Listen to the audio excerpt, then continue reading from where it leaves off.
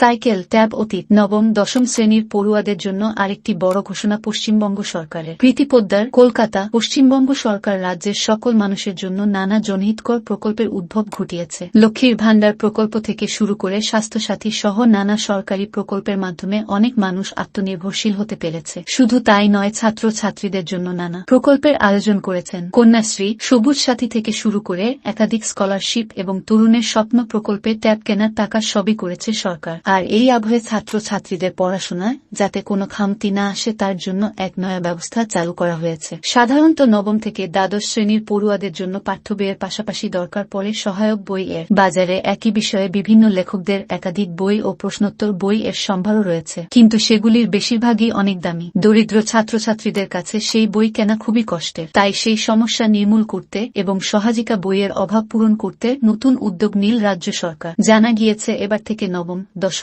একাদশ এবং দ্বাদশ এই 4 শ্রেণীর পড়ুয়াদের জন্য সহায়িকা বই প্রদান করবে রাজ্য সরকার, তাও আবার সম্পূর্ণ বিনামূল্যে। গতকাল অর্থাৎ মঙ্গলবার বারাসতে বইমেলার উদ্বোধন করতে এসে রাজ্য সরকারের এই অভাবনীয় উদ্যোগের কথা ঘোষণা করলেন রাজ্যের গ্রন্থাগার মন্ত্রী সিদ্দিকুল্লাহ চৌধুরী। আর এই ঘোষণা শুনে পড়ুয়ারা আনন্দে আত্মহারা হয়ে যায়। এই বইমেলার উদ্বোধন অনুষ্ঠানে এসেছিলেন কবি শ্রীজাত। এছাড়াও ছিলেন মন্ত্রী সিদ্দিকুল্লাহ চৌধুরী, শ্রীজাত বন্দ্যোপাধ্যায়, বারাসতের বিধায়ক চিরঞ্জিত চক্রবর্তী, জেলাশাসক শরৎ কুমার দ্বিবেদী, পুরসভার চেয়ারম্যান অশ্বিনী মুখোপাধ্যায়, সকলেই। কি বললেন গ্রন্থাগার মন্ত্রী সিদ্দিকুল্লাহ চৌধুরী? এদিন গ্রন্থাগার মন্ত্রী সিদ্দিকুল্লাহ চৌধুরী জানান, শিক্ষার মান উন্নয়নে নবম থেকে দ্বাদশ শ্রেণীর পড়ুয়ারা যদি সহায়ক বইয়ের জন্য সরকারি লাইব্রেরিতে আবেদন করেন তাহলে বিনামূল্যে সেই বই দেওয়া হবে। ছাত্রছাত্রীদের বিনামূল্যে পোশাক, জুতো, সাইকেল দেওয়ার ব্যবস্থা থাকলেও সহায়িকা বই প্রদানের ব্যবস্থা ছাত্র ছাত্রীদের আরও উচ্ছ্বসিত করেছে। তবে প্রথম পর্যায়ে সমস্ত স্কুলকে এই আওতায় নিয়ে আসা যাবে কিনা তা নিয়ে সংশয় রয়েছে গ্রন্থাগার দফতর।